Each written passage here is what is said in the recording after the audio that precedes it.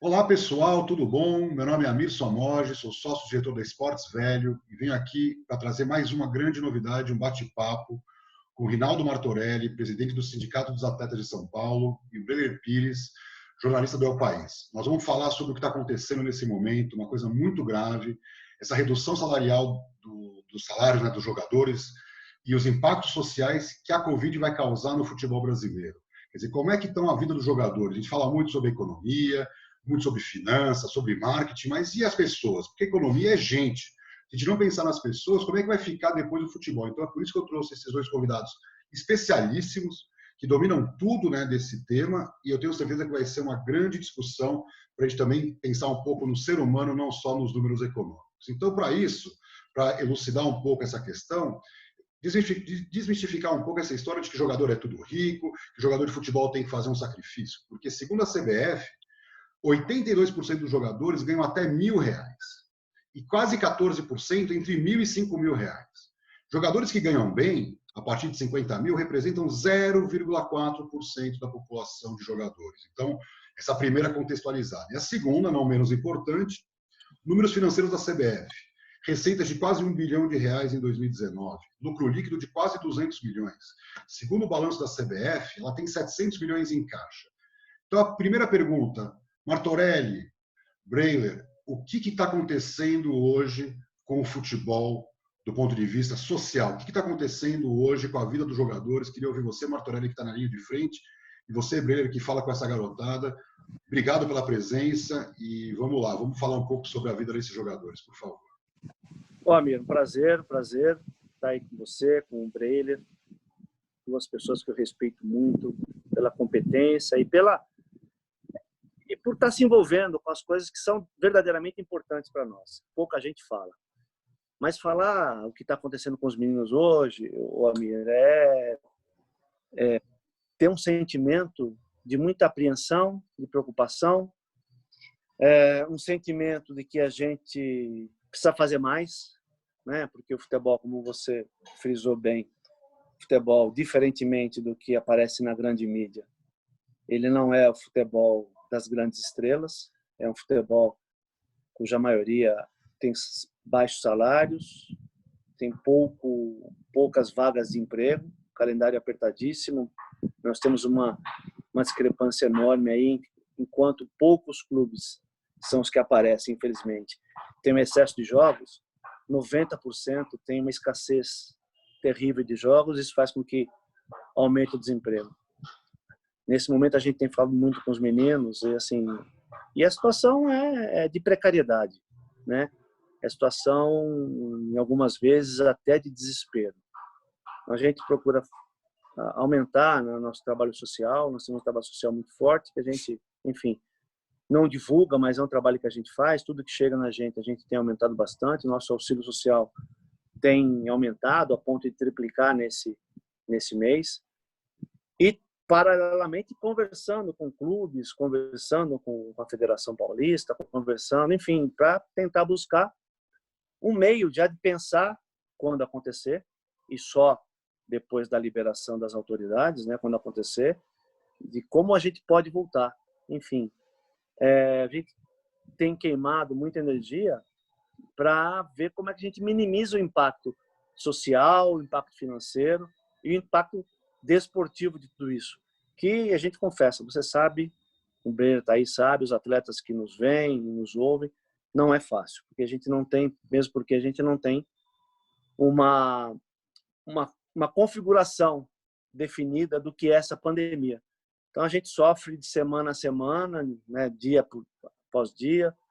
Tem tentado buscar aí o melhor, mas confesso que em determinados momentos é angustiante tudo que a gente está passando. Conta para a gente, Breno, um pouco a sua visão do que você está acompanhando e até soluções aqui também. Eu acho que a gente não tem que só falar dos problemas, mas também buscar alternativas. Eu queria depois jogar isso também para a gente poder debater um pouquinho. Oi, Amir, Martorelli, um prazer participar dessa conversa com vocês. Eu tenho acompanhado, né, como o Martorelli falou, essa situação dramática dos jogadores, dos atletas, porque recentemente no Santos, por exemplo, houve uma redução salarial de 70%. E muitos torcedores argumentaram, mas 70% para um jogador de futebol que é milionário, o cara consegue segurar. E é verdade, mas essa parcela, até mesmo dentro de um clube grande como o Santos, é reduzida, é restrita. Então, há muitos jogadores que acabaram de subir da base, que ainda nem renovaram, né, nem tiveram esse contrato adequado a uma equipe principal, que talvez por subirem recentemente fizeram dívidas, compraram apartamento e tem uma redução pesada dessa. Então, é só para a gente ter uma ideia de como isso impacta até mesmo o jogador que está no topo da pirâmide. Quando a gente desce, aí a coisa é mais complicada. Eu tenho falado com jogadores, por exemplo, eu lembro de uma matéria que eu fiz em 2015 para a revista Placar, e o título foi Escravos da Bola, porque a situação da maioria dos atletas no Brasil é de, a gente pode comparar até mesmo a uma escravidão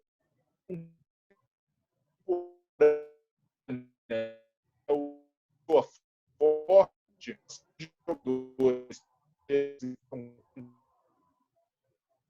não tem final e muitas vezes passam fome, eles já estão acostumados com isso, mas antes jogadores que, como você citou, né, naquela tela que mostra que a maioria ganha até R$1.000, e até R$1.000, se a gente pensar, como o Martorelli falou, de jogadores que jogam 4, 5 meses por ano e depois estão desempregados, que disputam estaduais e não conseguem um clube para o decorrer da temporada. Mas esses jogadores conseguiam se virar ainda com torneios amadores, porque esses torneios rendem, né, um bom cachê, um bicho que faz com que esses caras consigam bancar as contas enquanto não estão num time profissional. Mas como o futebol inteiro está parado, eles não têm nem acesso a essa... É um ponto de fuga, né, para atletas que se consideram profissionais, mas não tem espaço para todo mundo no topo da pirâmide. Então é uma situação bastante preocupante, muitos atletas apreensivos até com a possibilidade de sustentar suas famílias. Alguns conseguiram o auxílio emergencial do governo, mas mesmo assim porque tentaram como trabalhadores informais e não como atletas. O governo cortou o auxílio para a categoria de atletas profissionais. E acho que até o Martorelli pode falar sobre isso, né? Como está essa luta para tentar reverter a decisão, se já conseguiram ou não. É muito bom. E, Martorelli, queria até ouvir de você, você transita muito nos altos poderes de Brasília, federações, CBF. Conta para a gente um pouco como a gente vai salvar essa garotada. E tem uma outra questão também que eu queria ouvir do Brave de você, Martorelli, que é a questão da base, porque na hora da crise vai ser a base que vai salvar o futebol brasileiro, e nós não estamos cuidando desse garoto que vai ser amanhã o ídolo que vai salvar o time. Então eu queria ouvir de você um pouco sobre o seu trânsito, e na sequência já emenda com essa questão de como é que a categoria de base dos clubes vai ficar pós-Covid. Homem, você tem certeza que a gente só tem 3 dias para falar aqui? Só 3 dias? Porque só que o Breiro falou, ele levanta algumas questões e são importantes. A gente tem discutido e sempre vem essa coisa, né? Esse questionamento. Mas por que o jogador não pode ceder 70%, 30%, 50% do seu salário, já que ele ganha tanto? E o Breiro colocou muito bem, dentro do próprio elenco de um clube grande, ele também existem os seus segmentos. Então, não é todo jogador. Mas ainda assim, né? Eu digo, quem sou eu para julgar o bolso do outro? Porque é muito fácil falar, né? Achando que você ganha muito dinheiro, que você tem que abrir mão do seu salário. Mas e eu abro mão do meu salário? Porque tem uma mania, né? O povo tem uma mania de transferir para o atleta uma responsabilidade que, assim, como se ele fosse o responsável por salvar todo mundo. Então, até mesmo nessa condição, eu vejo a coisa com muito cuidado. Não dá para a gente julgar o bolso do outro, nem de quem paga, nem de quem recebe. Eu tenho conversado muito com os dirigentes e com os atletas para tentar entender esse meio. Agora, o Breire traz uma outra questão importante da gente também elucidar, que é a questão do veto do auxílio emergencial. E nós somos muito, totalmente contra privilégios. Mas, nesse caso, a gente está fazendo um trabalho político para a inclusão do atleta, e eu faço assim de forma muito tranquila. Por quê? Porque muita gente não sabe, talvez, quase a totalidade não sabe que o atleta é a única categoria que contribui para a Previdência, mas não tem nenhum benefício em seu favor. Ele só contribui. Ele contribui porque na hora de pegar o seguro-desemprego, a Caixa não libera, porque na lei do seguro-desemprego está lá que o benefício ele é destinado só para os trabalhadores que são demitidos sem justa causa, e a nossa categoria, quando acaba o contrato, está lá término de contrato, e a Caixa não aceita. A gente está discutindo isso já em Brasília, já passei pelo Ministério do Trabalho, pelo Prodefat, no Congresso, tentando mudar uma cláusula na lei para que o atleta possa receber de acordo com o que ele contribui. E também ele contribui talvez 15 anos, e se ele não completar o período de aposentadoria, ele contribuiu e não vai receber nenhum benefício lá na frente também. Então, o atleta é a única categoria que contribui e não tem nenhum benefício. Então, por isso que agora o auxílio emergencial vem a calhar como atleta profissional, não como um trabalhador informal, como o Brenner disse, que assim, não é pecado, o atleta tem possibilidade de buscar isso. Agora, evidentemente que você trouxe outras questões, que eu nem me recordo, mas você vem falar da base, né? A base, ela é importante, e a gente estava discutindo isso antes da gente começar a gravar, Amir, porque assim, o futebol tem que entender que não é dinheiro, é organização, né? E o mundo inteiro ainda busca o talento do jogador brasileiro. Então, se a gente conseguir deixar esse talento cada vez mais lapidado, não vai ter clube que vai precisar contratar fazer grandes contratações, gastar muito dinheiro para que a tua equipe seja competitiva. Evidentemente que ganhar títulos, né? A gente começa aí a competição com 20 clubes, só para um vai ser campeão, mas uma equipe competitiva é diferente de ganhar títulos, mas traz um alento para o torcedor. Se ele torce para uma equipe competitiva, ele está sempre tranquilo e satisfeito com isso, né? Então, a gente tem que mudar um pouquinho, tentar entender um pouquinho do contexto geral, que, infelizmente, a gente não tem a grande mídia para nos ajudar. O Breiler está do nosso lado sempre, fazendo os questionamentos e trazendo elementos importantes para reflexões que pouca gente absorve, né? E a gente não tem o público, o torcedor também não nos ajuda, porque o torcedor quer título a qualquer custo, né? Vai perguntar hoje para os torcedores do Cruzeiro se eles estão satisfeitos com os títulos que eles obtiveram aí há 2, 3 anos, sendo que agora estão aí correndo o risco de cair para a Série C do Campeonato Brasileiro. Então, eu acho que esse exemplo do Cruzeiro mostra bem a cara do esporte e da necessidade de mudança.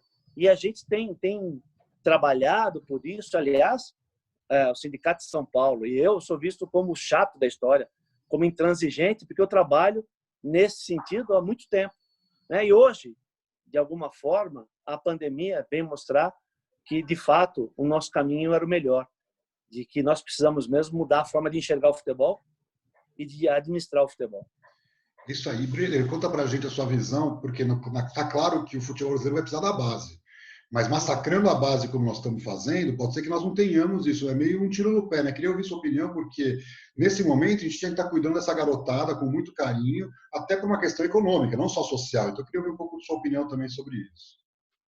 Amir, você que tem uma visão ampla, né, e profunda sobre as finanças dos clubes, você sabe muito bem que quando falta dinheiro, um dos primeiros lugares onde acontecem cortes é na base. Porque ali o clube não entende, ele enxerga os atletas como mercadorias, mas não entende aquilo como um investimento de longo prazo, e um investimento que demanda muito mais do que um bom alojamento, do que campos bem cuidados, mas sim uma proteção integral desse atleta, não só como um jogador, mas como um ser humano. E nisso os clubes pecam demais. A gente vê vários casos de violações contra crianças e adolescentes na base, de desrespeito a garantias, né, estabelecidas pelo Estatuto da Criança e do Adolescente, e isso até em clubes grandes, muito bem estruturados. E um exemplo disso foi o incêndio no ano passado, que matou 10 crianças no Ninho do Urubu do Flamengo, o clube mais rico do país. Então, se isso acontece no Flamengo, então eu imagino que a situação tende a piorar, porque a gente vai sair dessa pandemia, quando o futebol começar a voltar, e não tem nem data para isso, com os clubes tentando cortar de todos os lados. E certamente a base já vai ser muito afetada.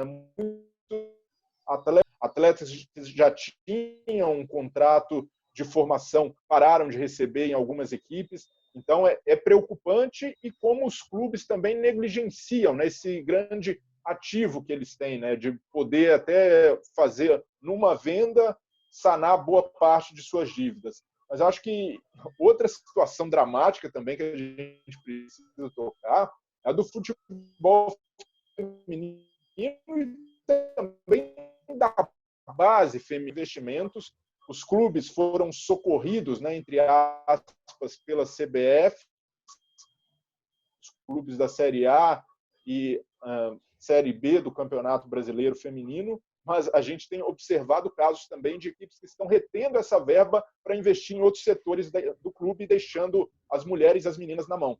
Então, acho que é fundamental, e eu ouço isso de muitos atletas, que a CBF tem uma postura não só de exigir contrapartidas dos clubes que recebem esse socorro financeiro, e ela tem poder para isso. A CBF muitas vezes não quer comprar essa briga porque quer manter os clubes comendo ali na mão, mas é preciso que ela estabeleça, deixe bem claro o que eles têm que fazer com esse dinheiro recebido. Em segundo lugar, é muito pouco que ofereceu até agora. Você mostrou, né, que a CBF teve um lucro de quase 190 milhões de reais. E ela destinou apenas 10%, 19 milhões, para essa ajuda a clubes de série C e D do Campeonato Brasileiro Masculino e clubes femininos. É muito pouco, dá para fazer mais, as federações também podem fazer, e esse é o momento de deixar um pouco o compliance de lado e entender que é um momento de crise. E nessa crise, os pequenos, os menos favorecidos, precisam ter prioridade para receber uma ajuda para se sustentar, porque senão essa cadeia do futebol vai desmontar depois da pandemia e quando for viável, né, a volta do futebol. Exatamente isso que eu queria ouvir do Martorelli, porque o Martorelli conversa, né, com os poderosos do futebol, e nós já falamos bastante, né, Martorelli? A CBF tem 700 milhões de reais em caixa, nós estamos falando que ela não está pagando para essa garotada, né, para esses clubes, nem um percentual que ela ganha de juros bancários da aplicação financeira, que ela tem muito mais dinheiro para gastar, é papel dela, é função dela. Então eu queria ouvir de você, Martorelli, para a gente poder dar uma entendida, né, se esse é o papel da CBF, sua opinião. O que ela poderia fazer? A gente já falou sobre isso, sobre vitórias, né, que a gestão do futebol poderiam ter nesse momento de crise. Eu queria ouvir sua opinião sobre isso. O que a gente poderia fazer efetivamente para melhorar a gestão do futebol na saída da crise da pandemia? Ô, Amir, quando você fala que eu converso com os poderosos do futebol, eu queria conversar mais ainda com eles, né? Queria ter mais espaço, porque eu consegui convencê-los de muitas coisas exatamente quando eles me ouviram, né? A gente conseguiu fazer bastante coisa quando eles me ouviram, porque quando a gente vem proteger o atleta, na verdade, a gente está protegendo o próprio futebol. É esse o entendimento. Quando a gente quer que o clube não extrapole a sua receita, que ele não fique vulnerável aí né, credores externos cada vez mais, a gente quer, sim, que ele se fortaleça e aí possa pagar melhor e possa pagar em dia o atleta. Então, a ideia é essa, que a gente está toda hora mesmo. Quando não conversa, quando eles não ouvem, a gente manda documento, né? E ultimamente com a CBF tem sido assim, infelizmente. Depois que o Rogério assumiu, tem sido assim. Só através do documento, porque assim, o que a gente quer, na verdade, é que a CBF se coloque como administradora do futebol. E como administradora do futebol, ela tem que cuidar do Taquaritinga, ela tem que cuidar do trem do Amapá. Se é futebol brasileiro, tem que cuidar de todo mundo. E tem que cuidar, ou tem que criar um modelo para que todos tenham as responsabilidades e todos, com essa responsabilidade, se fortalecer e poder viver de forma independente e autônoma. Mas aí o Breiner tocou bem na questão do feminino, mas ela se expande. A CBF, infelizmente, ela potencializou a troca de favores. Não, ela manda o dinheiro, não exige nada, porque ela quer de volta o voto nos mesmos. Exigir comprometimento, exigir responsabilidade é muito chato. É o pai que educa o filho. Eu sempre disse para os meus filhos, educar é muito chato, porque é falar não, né? Na grande maioria das vezes. E a CBF não quer educar ou não quer impor regras para que os clubes possam, de verdade, se fortalecer. Agora, a CBF Você sabe que os teus estudos, as tuas análises as tuas análises são base para o meu trabalho. Quando a gente foca na questão financeira, os seus estudos, desde sempre, são base para o nosso trabalho. E agora, não só com a análise do último balanço da CBF, mas com tudo que ela tem em caixa, se ela tem 700 milhões em caixa, e se ela, esse ano, sobrou 190 milhões, imaginando que o ano que vem, com muito problema, possa sobrar 10 milhões, além de todo o gasto que ela teve, ela tem que colocar tudo para os clubes, mas evidentemente que disponibilizar esses valores, mas fazendo com que os clubes tenham responsabilidade com relação a esse. Não é simplesmente um bingo, né? Tem que criar critérios para poder distribuir os valores e exigir responsabilidade com relação a isso. E é o que parece que ela não quer nunca. E aí fica esse jogo, né? Fica esse jogo de sempre.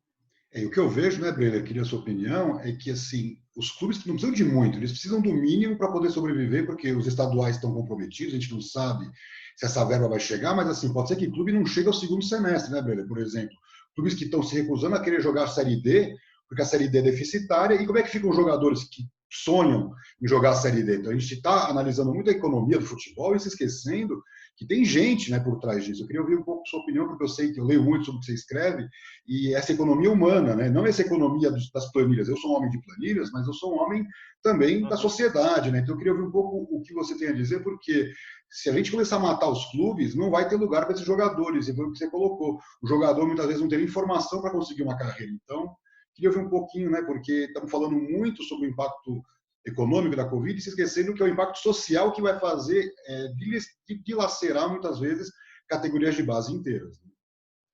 E essa visão exclusiva de números e planilhas é muito perversa. Acho que a gente precisa se apoiar na ciência, se apoiar em dados para tomar decisões, mas em momentos como esse, de crise humanitária que a gente vive, a gente precisa expandir esse olhar.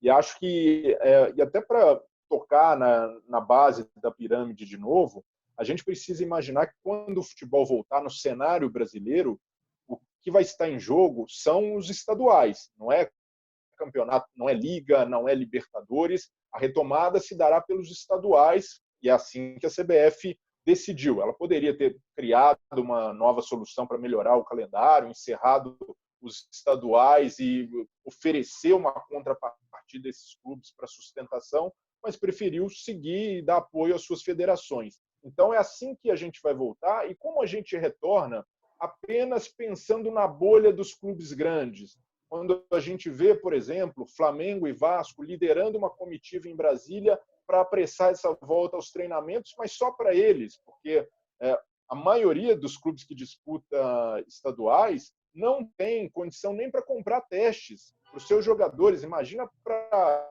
funcionário, para familiares. Muitas federações não estão querendo arcar com esse custo. Clubes do Rio de Janeiro, por exemplo, o Resende já desmontou elenco. Não tem mais jogadores à disposição, venceu o contrato, não tinha mais dinheiro para segurar. Então, é um pensamento muito egoísta quando eu vejo clubes grandes e a própria CBF encampando esse discurso, vamos voltar logo. E, para mim, a CBF, com as federações, deveria estabelecer um parâmetro de que só vai voltar quando o menor clube também tiver condição de fazê-lo. E acho que isso passaria um recado para os clubes, para os grandes principalmente, que eles não estão sozinhos. E até a situação do Vasco, por exemplo, querendo voltar a treinar logo, os atletas não receberam nenhum salário neste ano. Imagina como está a cabeça desse jogador que vê o dirigente querendo colocar em campo a qualquer custo. Talvez a gente nem viu o pico da pandemia de coronavírus no Brasil, colocando atletas e familiares em risco, ao mesmo tempo em que ignora o seu direito básico de receber o salário em dia. Então, é uma situação endêmica, né, para usar esse termo que está muito atual, de descaso com o futebol brasileiro. E é isso que o Martorelli falou. O futebol é feito de pessoas. Sem o atleta, a gente não tem o espetáculo. E é preciso cuidar mais dessas pessoas, principalmente das mais vulneráveis. Essa colocação foi muito pertinente, porque o que me assusta, e eu olhando para os números, é que os estaduais não têm impacto econômico nenhum na conta dos clubes grandes. os clubes grandes deveriam ser os primeiros a lutar pelo Brasileirão, porque o Brasileirão é que lota, né, as suas finanças de dinheiro, e não o estadual. Então, olha que loucura, nós vamos ainda sacrificar ainda mais o futebol brasileiro. E aí, para a gente poder caminhar para o final, o que eu queria ouvir de vocês? Soluções que vocês imaginam. Eu, na minha visão, tenho uma visão clara que a CBF tinha que implementar um projeto de guerra para salvar o futebol brasileiro em clubes pequenos, clubes médios, e exigindo o choque de gestão dos clubes que gastam demais. Então, eu queria ouvir de vocês, para a gente caminhar para o final, o que vocês pensam? Quer dizer, nós sabemos a tragédia social que nós estamos vivendo e vamos viver piores dias ainda. E quais seriam as soluções que a gente poderia implementar via CBF, via federações, ou até via clubes, né? Os clubes poderiam tentar alternativas de aumentar a receita para não cortar tanto, né, a despesa ao ponto de sacrificar tanto esses jovens. Então, eu queria ouvir de vocês aí, já pensando no final, como melhorar a situação atual. Ô, amigo, eu te falei, né? A gente tem que ficar 3 dias falando desse negócio aqui, porque só que o Bailey trouxe, aí já dá para a gente falar mais um tempão. Mas assim, eu vou na mesma esteira que você, né? O choque de gestão a gente já vem pedindo há muito tempo, né? Só para que o teu público saiba disso, nós há bastante tempo já tentamos fazer com que os clubes deixassem de atrasar salário. Se isso fosse uma regra, né? Desde 2012 tem no regulamento dos campeonatos paulistas e depois 2014, 2015 no regulamento das competições nacionais, a CBF, que clube inadimplente perde ponto. O problema é que foi feito um trabalho político para que isso não valesse. Quer dizer, sempre tem uma vírgula na denúncia e a denúncia não é aceita pelos tribunais. Então, se a gente conseguisse efetivar o que já está no regulamento, nós já resolveríamos o problema. Porque nenhum presidente ia contratar sabendo que se não pagasse salário, o clube dele iria correr o risco, como está correndo o Cruzeiro agora, de perder ponto e ser rebaixado. Eu duvido que isso não mudaria. Depois disso, nós ainda entramos com 2 ações, uma contra a CBF e outra contra a Federação, para que cumprisse o artigo do Profut, que exigia a contrapartida para que o clube, depois de aderido ao Profut, que ele tivesse a obrigação de pagar salário em dia e mostrar os comprovantes para disputar o campeonato do ano seguinte. O que os clubes fizeram? Correram, e a CBF principalmente, o que ela articulou? Correram no STF, no Supremo, e infelizmente conseguiram, pela inconstitucionalidade do artigo. E para contra-atacar, a gente articulou mais duas ações diretas de inconstitucionalidade para acabar com essa outra muleta de irresponsabilidade, que é essa cláusula penal indenizatória, que prende o atleta no clube. Nós articulamos com o partido político e ajuizamos 2 ações lá também. Então, só nós fazemos esse tipo de coisa. Então, o choque de gestão é isso. Se o clube tivesse a obrigação de não gastar mais do que recebe, nós mudaríamos tudo. Que é o que acontece no primeiro mundo do futebol, né? E que, na verdade, influencia dentro de campo. Pega aí o Cruzeiro. O Cruzeiro ele não foi rebaixado só porque o time não estava bem. Ele foi rebaixado por toda a bagunça, inclusive de gestão financeira que estava ocorrendo lá. Então, a gente precisa fazer isso. A CBF é fundamental nisso tudo. Já que ela é a dona do futebol, né? Porque ela é dona do futebol, ela quer ser autônoma sempre e faz uma interpretação totalmente equivocada do 217 da Constituição, que, infelizmente, o Supremo deu voz para ela, para isso. Se ela é autônoma, é a dona do futebol, por que ela não organiza essa porcaria, então? Por que se a festa é dela, por que ela não determina o traje que tem que usar?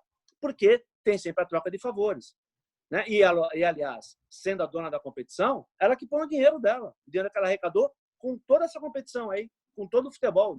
Ela não arrecadou fora do futebol, ela arrecadou no futebol. Então, é dever dela recolocar esse dinheiro e exigir responsabilidade e mudar a forma de gestão. Aí a gente consegue mudar, senão a pandemia vai embora e vai levar um monte com ela. Perfeito. Breiner, o que você tem a dizer sobre caminhos para a gente tentar melhorar a situação dramática atual?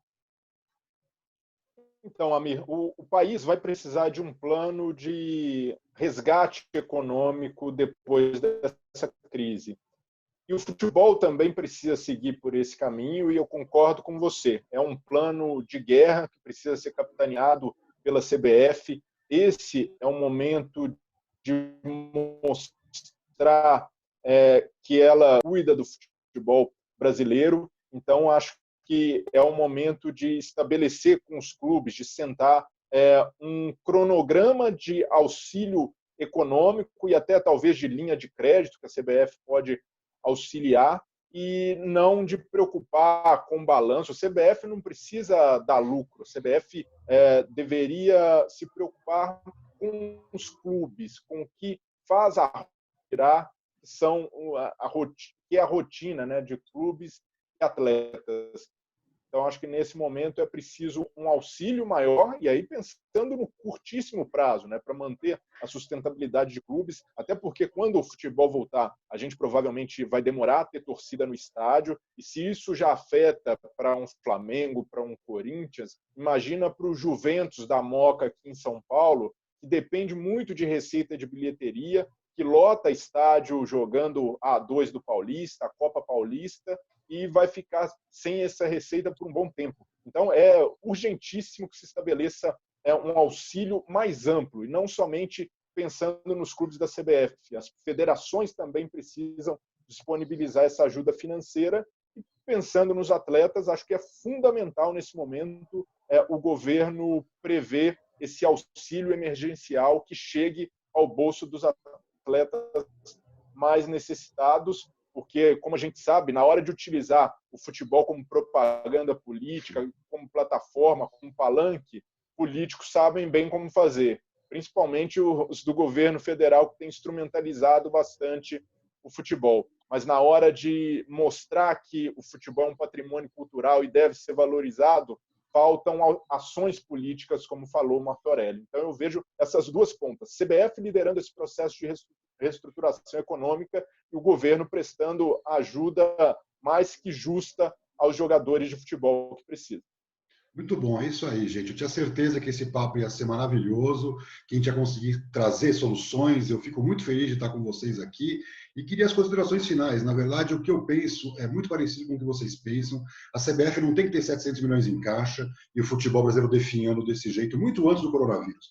Ninguém precisava do coronavírus para estar vivendo o caos financeiro. Os clubes conseguem sozinhos fazer isso. Então, agora é uma situação de guerra e nós precisamos salvar a garotada, porque depois, quando o Brasil for campeão, ou quando o seu time for campeão e você vibrar com o gol do garoto, lembra que muitos deles ficaram pelo caminho porque o clube os abandonou. Então, Martorelli, obrigado. Queria ouvir suas considerações finais, Breyer também. Foi um grande prazer poder recebê-los aqui hoje. Eu que agradeço, Amir, agradeço muito. De fato, só para falar na questão do auxílio emergencial, a gente está com abaixo-assinado, já está com mais de 3 mil assinaturas, é importante a divulgação disso, para a gente mandar para Brasília. A gente está pressionando os deputados, né, que dão apoio para a gente lá. Lembrando que todos os clubes fazem parte do chapéu da CBF, não dá para imaginar que tenha a divisão de federação e de clube, todos os clubes, os quase 800 clubes profissionais, se são profissionais, fazem parte do chapéu da CBF. A CBF tem que olhar por todo mundo. A gente tem sim tentado melhorar e tentado contribuir. Inclusive agora é o momento de fazer muitos acordos, né? O acordo coletivo, a convenção coletiva, ela tem uma força muito grande. A gente está resgatando desde 97 a gente tenta implementar aqui no Brasil os acordos, né? E agora a pandemia nos deu a chance de mostrar, olha, na Inglaterra, Espanha, França, Itália, Holanda, Estados Unidos, que é um mercado que vem crescendo muito, os caras fazem acordo todo ano para conseguir resolver os problemas que existem da relação. Mas é isso, a gente tem que cada vez mais trabalhar com isso e lembrar que o futebol, ele está assim, e tem um responsável só, o torcedor. Mas o torcedor que está no legislativo, no judiciário, no executivo, né? Que não só de arquibancada, que aceita tudo, mas aqueles, como o Breyer lembrou bem, que estão em Brasília, que estão nos gabinetes do judiciário, que sempre, muitas vezes, a maioria das vezes, sempre pendem para o clube por conta do seu coração. E agora, tudo isso que a gente vem buscando mostrar está ficando mais claro. Não adianta você torcer achando que está ajudando o teu clube, porque não. Você está levando o teu clube para o buraco. E é a hora de mudar. Breyer, por favor, suas considerações finais. Amir, queria só agradecer pelo espaço, por levantar essa discussão que é muito importante, agradecer também ao Martorelli, e é sempre bom, né, ter um debate que observa a questão econômica do futebol, mas sem perder o seu olhar social, né, que é o principal. O futebol move multidões, mexe com uma cadeia enorme no aspecto financeiro e precisa ser valorizado, ter o peso que de fato tem na sociedade brasileira. Então vamos levantando essa bola e tentando, né, alertar, chamar a atenção para esses atletas invisíveis, né, que são os trabalhadores do futebol que não ganham milhões e são muitas vezes desvalorizados. Obrigado. Obrigado a vocês, Martorelli, obrigado. Breyer, muitíssimo obrigado, foi incrível. Eu espero que vocês todos tenham gostado e vamos pensar o futebol também pelo aspecto social. O futebol não é só gols, o futebol também é a vida das pessoas que precisam do futebol para sobreviver. Então, deixo aqui esse recado e a mensagem final é que a CBF tem que ajudar os clubes e esses jovens garotos. Obrigado e até a próxima.